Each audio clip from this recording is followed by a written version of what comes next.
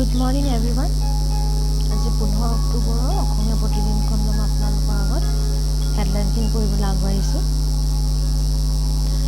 যুদ্ধ বিধ্বস্ত গাজাত অবৰ্ণীয় পৰিস্থিতি, ধ্বংসস্তূপৰ মাজত মৃত মাতৃৰ দুগ্ধপান কৰা শিশুৰ মৰ্মান্তিক দৃশ্যত স্তম্ভিত উদ্ধাৰকাৰী।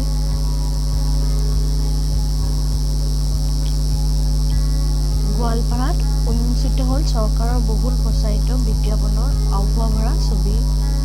পাম অইলৰ খেতিত বিনষ্ট কাষৰীয়া শস্য, হতাশ কৃষকে কাটিলে তৈল খেজুৰৰ গছ। পাম অইলৰ খেতি কৰি গোৱালপাৰাৰ কৃষ্ণাই খেতিয়ক নগীৰ হুছেইনৰ হাহাকাৰ। শুকাই গ'ল কাষৰীয়া অঞ্চলৰ পানী। চন পৰিৰল 20 বিঘাৰ শালি খেতিৰ পথাৰ, অন্যান্য গছত নধৰিল ফচল। তৈল খেজুৰত প্ৰতি কুইণ্টেলত পালে মাথো 600 টকা। উপায়হীন হৈ 100 জোপা তৈল খেজুৰৰ গছ কাটি খুৱালে ছাগলী গৰুক। বানাৰসীত পূজা অৰ্চনা কৰি মুখ্যমন্ত্ৰী সমাধানমৰীয়াই কয় যে 5 ৰাজ্যত বিৰোধী জোঁটক ভোট দিলে সংকটত পৰিব সনাতন ধৰ্ম। চৰকাৰৰ সিদ্ধান্তৰ বিৰোধিতা, শিক্ষক সংগঠনৰ স্কুটি দিয়াৰ সলনি শিক্ষক শিক্ষাৰ্থীক মৌলিক সমস্যা সমাধান কৰক। 8,700 টকা গ্ৰেড পে দি কাঢ়ি নিয়া চৰকাৰে শিক্ষকৰ সন্মান ঘূৰাই দিয়ক। 3 নম্বৰ পৃষ্ঠাত আছে দীপৰ বিলক লৈ চৰকাৰৰ কাম কাজত ক্ষুব্ধ হাইকোৰ্ট। পৰিৱেশ স্পৰ্শকাতৰ অঞ্চল হিচাপে দীপৰ বিলক ঘোষণা কৰিবলৈ 22 নৱেম্বৰৰ ভিতৰত কেবিনেটত প্ৰস্তাৱ উত্থাপনৰ নিৰ্দেশ। গুৱাহাটীৰ বাতৰিত আছে দুৰ্গা পূজাক লৈ পৰিৱেশ বন বিভাগৰ কঠোৰ নিৰ্দেশনা, নিয়ম নামানিলে বিহিব জৰিমনা। পৰিৱেশ অনুপযোগী সামগ্ৰীৰ ব্যৱহাৰত নিষেধাজ্ঞা। পেণ্ডেলত ব্যৱহাৰ কৰিব নোৱাৰিব প্লাষ্টিকজাতীয় সামগ্ৰী।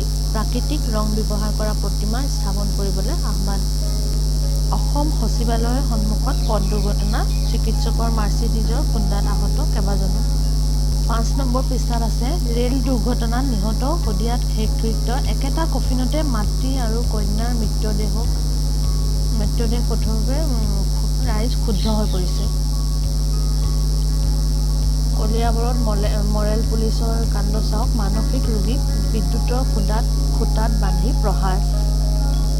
আজি পৰ্যটকৰ বাবে মুকলি হ'ব কাজিৰঙা ৰাষ্ট্ৰীয় উদ্যান, নতুনকৈ সংযোজন কৰা হ'ব চাইকেল ট্ৰেকিং। 7 নম্বৰ পৃষ্ঠাত আছে শিৱসাগৰত সংবাদমেল পাতি 15টা সংগঠনৰ গুৰুতৰ অভিযোগ। ইউনেস্কোৰ প্ৰতিনিধিক নেদেখালে চুকাফা মৈদাম।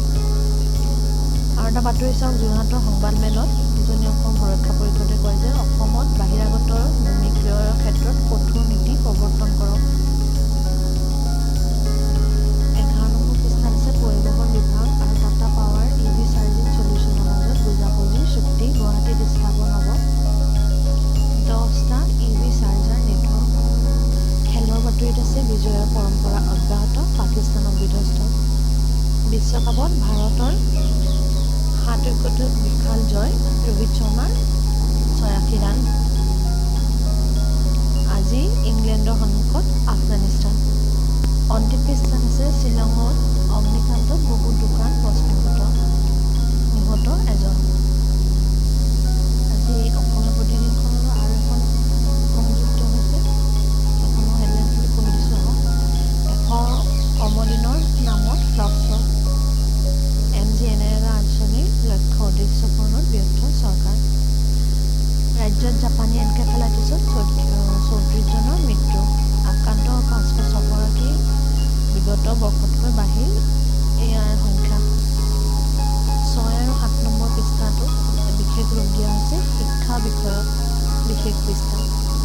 শিক্ষাৰ ওপৰতে ইয়াৰ গোটেই আলোচনাখিনি আবদ্ধ আছে। প্ৰাথমিক বিদ্যালয়ৰ যন্ত্ৰণা, শিক্ষা হেতু নে শিক্ষা অহেতু?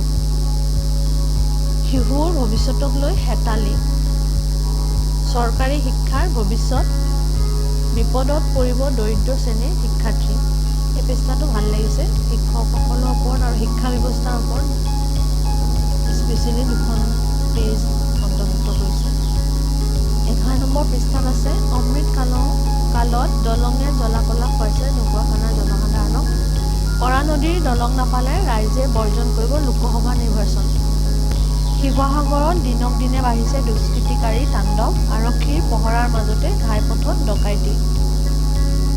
অন্তিম পৃষ্ঠাত আছে বেংগালুৰুত প্ৰাক্তন মহিলা কৰ্পৰেটৰ বৃহৎ উদ্ধাৰ টকাৰ পাহাৰ বিচনাৰ তলত 22টা বাকচত উদ্ধাৰ 42 কোটি টকা। আজি দেওবাৰ কাৰণে সাদিনখনো সংযুক্ত হৈছে।